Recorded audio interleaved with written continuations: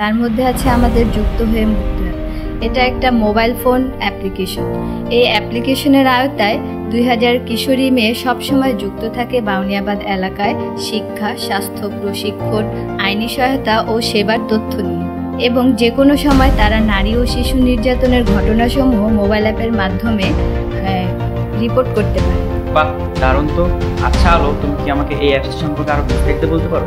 নিশ্চয়ই রায়হান। এই অ্যাপসটির মাধ্যমে আরবান 2000 কিশোরীদের নিয়ে বাউনিয়াবাদ এলাকায় একটি ভার্চুয়াল নেটওয়ার্ক তৈরি করতে সক্ষম হয়েছে।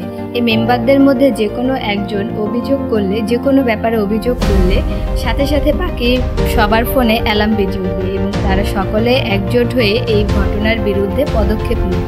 চমৎকার আলো, এই অ্যাপের ব্যাপারটি আমার কাছে খুব ইফেক্টিভ মনে হয়েছে। আমার মনে হয় সারা দেশে এই অ্যাপসের প্রচারণা চালু করতে পারলে নারী নির্যাতন, বাল্যবিবাহ খুবই কমে আসবে।